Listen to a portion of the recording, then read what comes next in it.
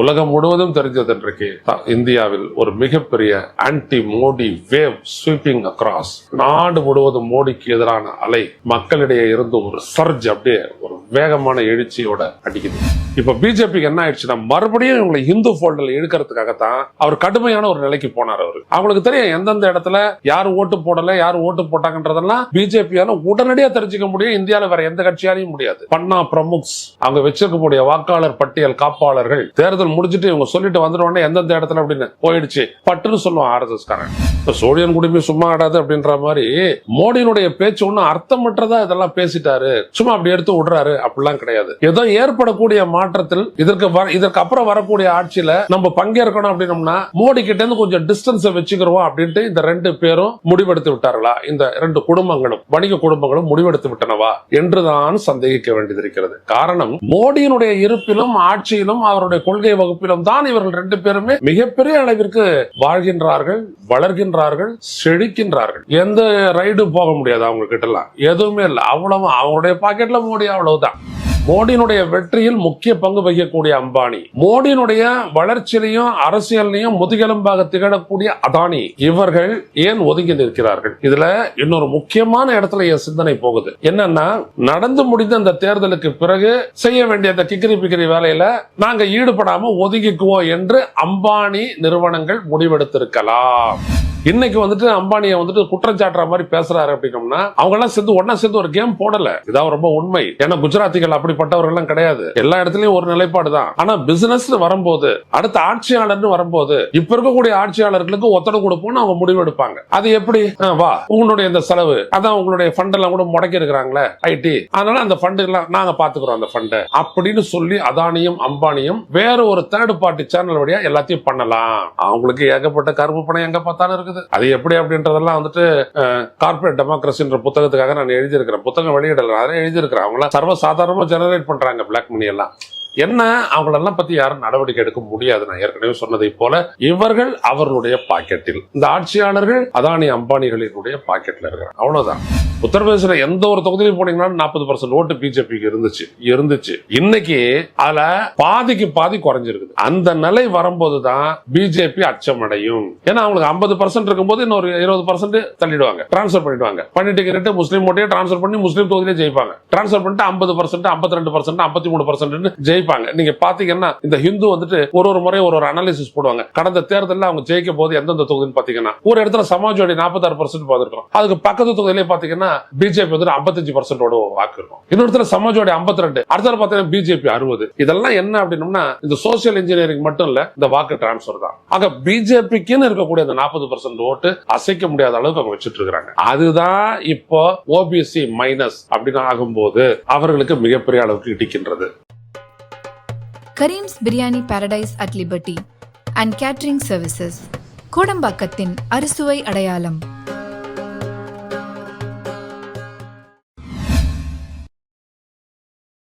வணக்கம் தோழர்களே.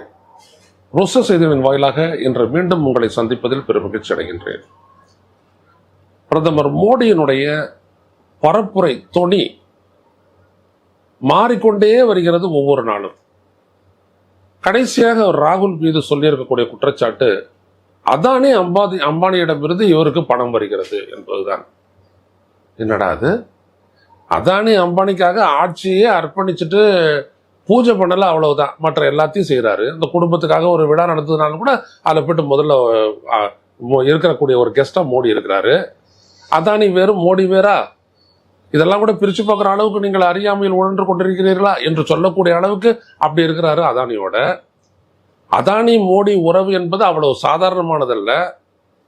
2014 தேர்தலில் மோடி 478 கூட்டங்களில் பேசியதாக சொன்னார். அனைத்திற்குமான விமான செலவு, போக்குவரத்து செலவு எல்லாவற்றையும் தாங்கியது அதானி குடும்பம். அதிலிருந்து அதுக்காக அதானி குடும்பம் வந்துட்டு இந்த உலகத்தினுடைய 2வது 3வது பணக்கார நிறுவனமாக உயர்ந்த கதையெல்லாம் நம்ம பார்த்தோம். அதுக்கப்புறம் சரிந்த கதையெல்லாம் பார்த்தோம். ஹிண்டன்பர்க் என்ற ஏகப்பட்ட விவகாரங்கள் அதெல்லாம் இருக்கட்டும். ஆனால் ஒன்றை நாம் புரிந்து கொள்ள வேண்டும். இன்றைக்கு ஏன் அதானியையும் அம்பானியையும் இழுத்து அவர்கள் ராகுல் காந்திக்கு உதவுவதாக, அதுவும் பொது மேடையில் நின்று கொண்டு ஏன் மோடி பேச வேண்டும்? சோழியன் குடிமை சும்மா ஆடாது அப்படின்ற மாதிரி மோடியினுடைய பேச்சு ஒன்றும் அர்த்தமற்றதா இதெல்லாம் பேசிட்டாரு, சும்மா அப்படி எடுத்து விடுறாரு அப்படிலாம் கிடையாது. ஏதோ ஏற்படக்கூடிய மாற்றத்தில் இதற்கு அப்புறம் வரக்கூடிய ஆட்சியில நம்ம பங்கேற்கணும் அப்படின்னோம்னா மோடி கிட்ட இருந்து கொஞ்சம் டிஸ்டன்ஸை வச்சுக்கிறோம் அப்படின்ட்டு இந்த 2 பேரும் முடிவெடுத்து விட்டார்களா? இந்த 2 குடும்பங்களும், வணிக குடும்பங்களும் முடிவெடுத்து விட்டனவா என்றுதான் சந்தேகிக்க வேண்டியது இருக்கிறது. காரணம், மோடியினுடைய இருப்பிலும் ஆட்சியிலும் அவருடைய கொள்கை வகுப்பிலும் தான் இவர்கள் 2 பேருமே மிகப்பெரிய அளவிற்கு வாழ்கின்றார்கள், வளர்கின்றார்கள், செழிக்கின்றார்கள். எந்த ரைடும் போக முடியாது அவங்க கிட்டலாம், எதுவுமே இல்லை. அவ்வளவு அவங்களுடைய பாக்கெட்ல மோடி, அவ்வளவுதான். அப்படிப்பட்ட ஒரு இடத்துல ஏன் இதை செய்கிறாரு? அதுவும் மோடியினுடைய தேர்தல் வெற்றிகளில் ஜியோ ஒரு முக்கிய அங்கம் வகிக்கிறது என்றெல்லாம் பேசப்படுவது உண்டு. ஒரு தடவை கூட ஒரு தேர்தல் முடிவுக்கு பிறகு எங்கெங்கெல்லாம் வாக்குப்பதிவு எந்திரங்களை வந்துட்டு வைத்திருக்கிறீர்களோ அந்த இடத்துல பக்கத்தில் இருக்கக்கூடிய ஜியோ டவர்ஸ் எல்லாம் ஆஃப் பண்ணி வைக்கணும் அப்படின்னு சொல்லிட்டு தேசியவாத காங்கிரஸ் கட்சி தலைவர் சரத்பவார் கூட சொன்னாரு. வெளிப்படையா பத்திரிகையில அறிக்கையை விட்டாரு. ஏன்னா அங்கிருந்து அவங்க வந்துட்டு ஹேக் பண்ண முடியாத வச்சு அப்படின்ட்டு. ஸோ இந்த சிம்பிள் லோடிங் யூனிட் அந்த போறாங்களே அந்த என்ஜினியர்ஸ் அதெல்லாம் வந்துட்டு ஜியோ ஆட்கள் அப்படின்றது எல்லாருக்கும் தெரிஞ்சவருடைய தனியாரை வச்சு பண்றாங்க. அப்ப அப்படிப்பட்ட அம்பானியினுடைய நிறுவனத்தை அவர்கள் ராகுல் காந்திக்கு பணம் கொடுப்பதாக சொல்லி எதற்காக மோடி போட்டு கொடுக்க வேண்டும்? இது ரொம்ப முக்கியமான ஒரு கேள்வி. நல்லா கவனிங்க. ஏன்னா அப்படி ஒண்ணு இவங்களை எதிர்த்து போல, ஆனா ஒரு டிஸ்டன்ஸ் ஏதோ ஒன்று பண்ணிட்டு இருந்திருக்காங்க. மோடியினுடைய வெற்றியில் முக்கிய பங்கு வகிக்கக்கூடிய அம்பானி, மோடியினுடைய வளர்ச்சியிலையும் அரசியலையும் முதுகெலும்பாக திகழக்கூடிய அதானி, இவர்கள் ஏன் ஒதுங்கி நிற்கிறார்கள்?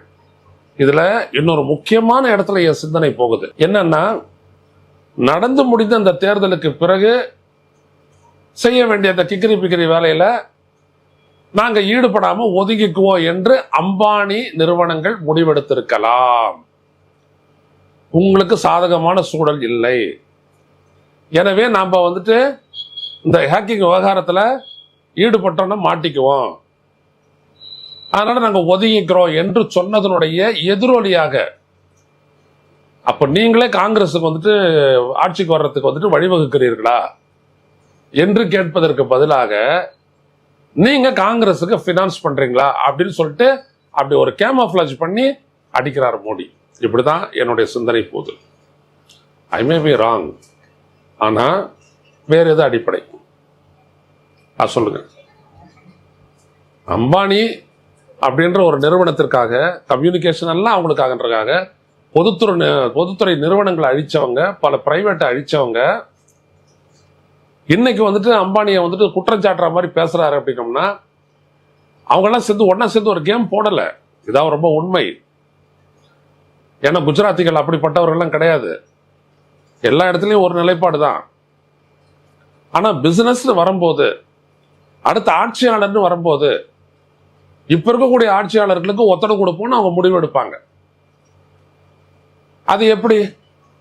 வா உங்களுடைய இந்த செலவு, அதான் உங்களுடைய ஃபண்டெல்லாம் கூட முடக்கி இருக்கிறாங்களே ஐடி, அதனால அந்த ஃபண்டுலாம் நாங்கள் பார்த்துக்குறோம் அந்த ஃபண்டை அப்படின்னு சொல்லி அதானியும் அம்பானியும் வேற ஒரு தேர்ட் பார்ட்டி சேனல் வழியா எல்லாத்தையும் பண்ணலாம்.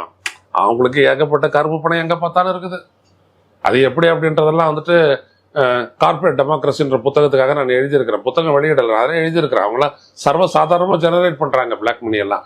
என்ன அவங்களெல்லாம் பத்தி யாரும் நடவடிக்கை எடுக்க முடியாது. நான் ஏற்கனவே சொன்னதை போல இவர்கள் அவர்களுடைய பாக்கெட்டில், இந்த ஆட்சியாளர்கள் அதானி அம்பானிகளினுடைய பாக்கெட்ல இருக்கிறாங்க, அவ்வளவுதான்.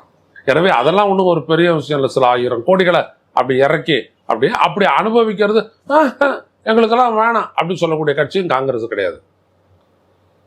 எனவே இந்த இடத்தில் தான் நாம் கவனிக்க வேண்டும். இந்த ரிஃப்ட் தேர்தல் முடிவை ஒட்டி பிரதிபலிக்கிறது என்பதுதான். அப்படி என்ன காரணம் அப்படின்னு கேட்டீங்க அப்படின்னா, முழுக்க முழுக்க ஓபிசி வாக்கு வங்கியை பாஜக இழந்து விட்டது. அந்த இந்துத்துவா முழக்கத்தின் மூலமாக, நாம் இந்து என்கின்ற முழக்கத்தின் மூலமாக முஸ்லிம் எதிர்ப்பு என்கின்ற ஒரு அச்சத்தை விதைத்து, நீ ஒரு மேல்சாதி அந்த ஆதிக்க உணர்வை வைத்துக்கொண்டு அவர்கள் இதுவரை கவர்ந்து இழுத்து தங்களோடு வைத்துக் கொண்டிருந்த இதர பிற்படுத்த சாதியினப்பட்ட மக்கள் அவங்க கம்ப்ளீட்டா பாஜகவை டிச் பண்ணிட்டாங்க, கைவிட்டுட்டாங்க. இப்ப கூட நீங்க பாத்தீங்கன்னா இதுவரைக்கும் உத்தரப்பிரதேசத்துல நடந்த தேர்தல்கள்ல பாத்தீங்க அப்படின்னம்னா இன்னைக்கு கூட ஒரு இது வந்திருக்குது, தலைமை பாருங்க, caste returns to hand BJP இன் உத்தரப்பிரதேஷ். எந்த சாதியத்தை வச்சுக்கிட்டு யாதவுக்கு எதிராக யாதவ நிறுத்து அப்படின்னு சொல்லிட்டு சோசியல் இன்ஜினியரிங் சொல்லிட்டு அமித்ஷா எதை பண்ணாரோ அந்த சோசியல் இன்ஜினியரிங் இன்னைக்கு எகிரி திருப்பி அடிக்குது. ஒன்னால நான் என்ன பலன் பெற்றேன்? ராஜ்புட்ஸ் மட்டும் இல்ல, ஜாட்ஸ், மீனாஸ், இவங்கெல்லாம் ஃபார்வர்டு கம்யூனிட்டிஸா மார்க் பண்ணி இருக்கிறவங்க, ரைட்டுங்களா? மீனாஸ் கிடையாது, அவங்க பிசி அப்படின்ற அங்கீகாரத்துக்காக தொடர்ந்து போராடிட்டு இருக்கிறாங்க. பட்டிதார் இன் குஜராத், அவங்களும் அதே மாதிரி தான், எங்களுக்கு பிஜேபி எதுவும் செய்யல அப்படின்ற இடத்துல இருந்து அவங்க திரள்றாங்க. ராஜ்புட்ஸ் தெரியும், ஏற்கனவே திரண்டிட்டாங்க பிஜேபிக்கு எதிராக. ஜாட்ஸ் அதே மாதிரி. விவசாயிகள் போராட்டம் அதுல ஒரு பெரிய அளவுக்கு ஊடுருவி ஒழிக்குது. இதுல பிசி செக்மெண்ட் அப்படின்னு சொல்லக்கூடிய இந்த யாதவ்ஸ், ஜாதவ்ஸ், இன்னும் மற்ற அனைவருமே கம்ப்ளீட்டா பிஜேபியை விட்டு இது பண்ணிட்டாங்க. சமாஜ்வாடி பார்ட்டின்றதுக்காக யாதவர்கள் அனைத்து பேரும் அப்படி ஓட்டு போட்டாங்கன்னு சொல்ல முடியாது, அந்த அளவுக்கு போயிடுச்சு. அதோட சேர்ந்து முஸ்லீம் கன்சாலிடேஷன், இது அனைத்தும் சேர்ந்துதான் பிஜேபியினுடைய வெற்றிக்கு உத்தரப்பிரதேசத்தில் சமாதி கட்டுகின்றன. சோ எனவே என்ன பண்றாரு அவரு, இது அவங்களுக்கு எப்போ தெரிஞ்சிட்டு இருக்கும், இதெல்லாம் அதான் நீங்க அம்பானிக்கும் முடிஞ்சு போச்சு அப்படின்ட்டு. சோ இப்ப இந்த ஓபிசி அப்படியே நவுந்துருச்சு, எஸ்சி நவுந்துருச்சு. பெரும் அளவிற்கான பாஜக சார்பு வாக்கு வைக்கல, கிட்டத்தட்ட 50% to 60%. இப்போ ஒரு எடுத்துக்காட்டா சொல்றேன், உத்தரப்பிரதேச எந்த ஒரு தொகுதியிலும் போனீங்கன்னா 40% ஓட்டு பிஜேபிக்கு இருந்துச்சு. இன்னைக்கு அதுல பாதிக்கு பாதி குறைஞ்சிருக்குது. அந்த நிலை வரும்போதுதான் பிஜேபி அச்சமடையும். ஏன்னா அவங்களுக்கு 50% இருக்கும்போது இன்னொரு 20% தள்ளிடுவாங்க, டிரான்ஸ்பர் பண்ணிட்டு முஸ்லீம் ஓட்டையே டிரான்ஸ்பர் பண்ணி முஸ்லீம் தொகுதியிலே ஜெயிப்பாங்க. டிரான்ஸ்பர் பண்ணிட்டு 50%, 52%, 53% ஜெயிப்பாங்க. நீங்க பாத்தீங்கன்னா இந்த ஹிந்து வந்துட்டு ஒரு முறை ஒரு அனாலிசிஸ் போடுவாங்க. கடந்த தேர்தலில் அவங்க ஜெயிக்க போது எந்தெந்த தொகுதின்னு பாத்தீங்கன்னா, ஒரு இடத்துல சமாஜ்வாடி 46% பார்த்துருக்கோம், அதுக்கு பக்கத்து தொகுதியிலே பாத்தீங்கன்னா பிஜேபி வந்துட்டு 55% வாக்கு இருக்கும். இன்னொருத்தர சமாஜ்வாடி 52, அடுத்த பாத்தீங்கன்னா பிஜேபி 60. இதெல்லாம் என்ன அப்படின்னோம்னா இந்த சோசியல் இன்ஜினியரிங் மட்டும் இல்ல, இந்த வாக்கு டிரான்ஸ்பர் தான். ஆக பிஜேபிக்குன்னு இருக்கக்கூடிய அந்த 40% ஓட்டு அசைக்க முடியாத அளவுக்கு அவங்க வச்சுட்டு இருக்கிறாங்க. அதுதான் இப்போ ஓபிசி மைனஸ் அப்படின்னு ஆகும்போது அவர்களுக்கு மிகப்பெரிய அளவுக்கு இடிக்கின்றது. இன்னொன்று, இது வரைக்கும் எப்படி அவங்களுடைய பர்சன்டேஜா போட்டு போயிட்டு இருந்தது அப்படின்னோம்னா, பிஜேபிக்கு எதிராக சமாஜ்வாடி ஒரு பக்கம், பிஎஸ்பி ஒரு பக்கம், இன்னும் பல்வேறுபட்ட கட்சிகள் ஒரு பக்கம், சுயேட்சை கட்சி எப்படியான நின்னது போக இப்ப என்ன ஆகுது அப்படின்னோம்னா கன்சாலிடேட் ஆகுது. பிஜேபிக்கு எதிராக காங்கிரஸ், சமாஜ்வாடி, இன்னும் சில கம்யூனிஸ்ட் கட்சிகள், அப்புறம் அங்க இருக்கக்கூடிய லோக்கல் போர்சஸ், இவங்கெல்லாம் சேர்ந்து இப்ப பிஜேபி வாங்கினது 60 கோடி ஓட்டுல 22 கோடி ஓட்டு தானே போன தேர்தல்ல.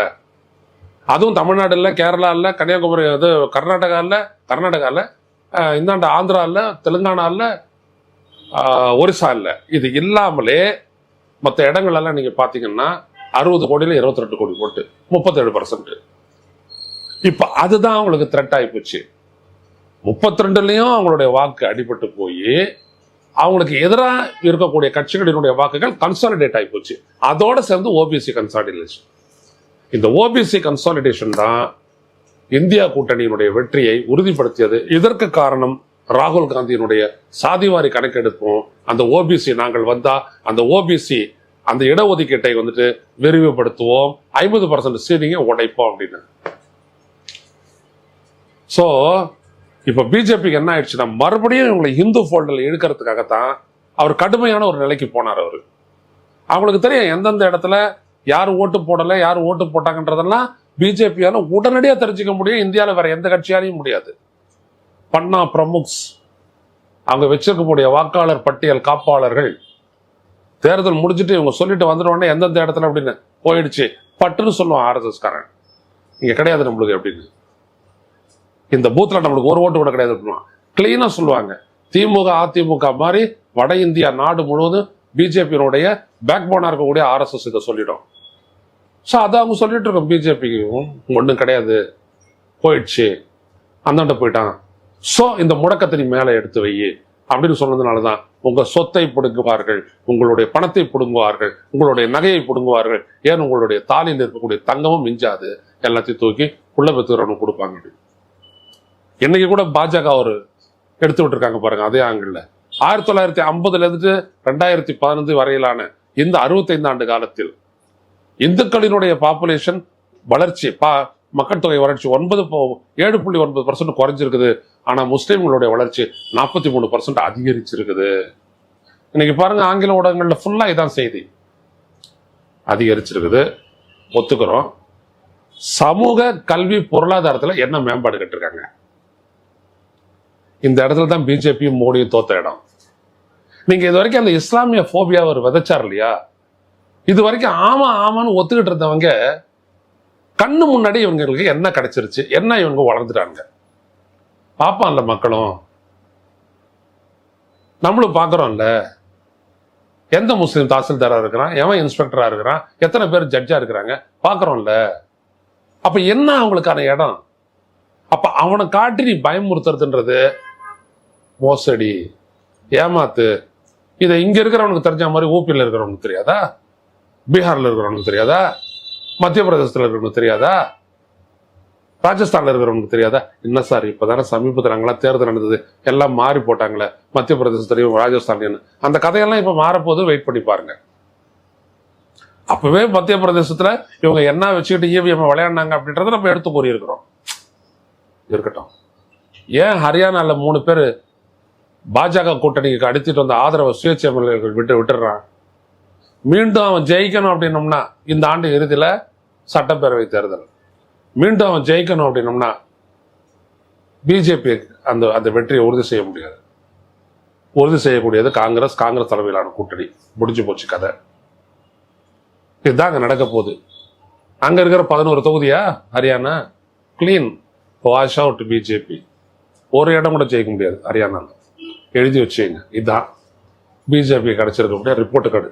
இதே பிஜேபி போன முறை ஹரியானால எவ்வளவு இடத்துங்களை ஜெயிச்சாங்க அவங்க? ஹரியானால இருக்க 10 தொகுதி நல்லா கவனிங்க.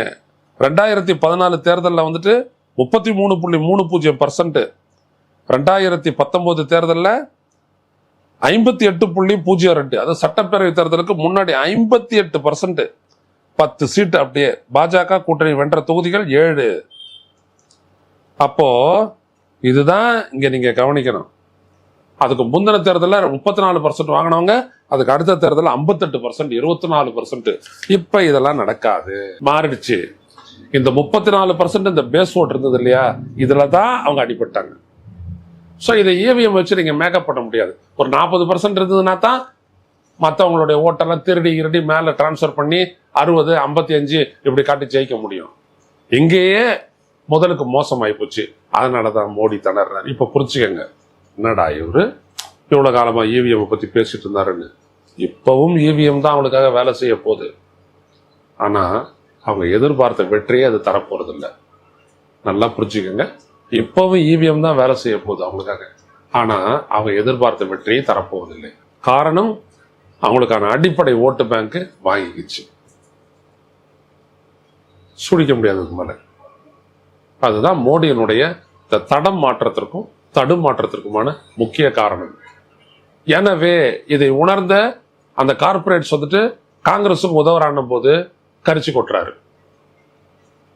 அவங்க கிட்ட இருந்து பணம் வருதுன்னா அதான் ராகுல் காந்தி சொன்ன ரைடு விடு, ரைடு எப்போ வேணாலும் விடலாம்ல. இப்போ சொன்ன கூட ரைடு விடலாம், இன்னைக்கு நைட்டு கூட ரைடு விடலாம், விட்டு கண்டுபிடி, கேச போடு. உண்மை என்னன்னா இதுதான் உலகம் முழுவதும் தெரிஞ்சது. இன்றைக்கு இந்தியாவில் ஒரு மிகப்பெரிய anti Modi wave sweeping across. நாடு முழுவதும் மோடிக்கு எதிரான அலை மக்களிடையே இருந்து ஒரு சர்ஜ், அப்படியே ஒரு வேகமான எழுச்சியோட அடிக்குது. இந்த சர்ஜ் தான் எல்லாத்தையும் காலி பண்ணும்.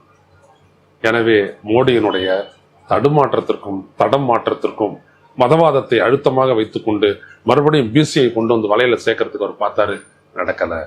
எனவே அவருடைய பேச்சு இன்னும் மோசமான மதவாதத்திற்கு இட்டு செல்லக்கூடும். நாளைக்கு வந்துட்டு பாத்தீங்கன்னா 7.9%, 43% அப்படின்றத பெருசா பேச போறாரு அவரு.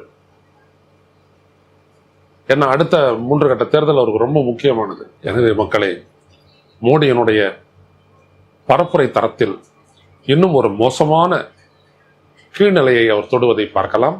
மீண்டும் சந்திப்போம். நன்றி, வணக்கம். ஊடகம் கார்ப்பரேட் அரசியல்வாதிகளின் கைப்பாவையாக அடிமைகளாக இருந்தது போதும். இனி சாட்டை எடுத்து சுழற்றும் நேரம் வந்துவிட்டது. ஊடகம் பொதுமக்களாகிய உங்களுக்காக, உங்களாலேயே இயக்கப்பட வேண்டும். ஊடக சுதந்திரத்திற்காக உங்களின் பங்களிப்பை இன்றே அளித்திடுங்கள்.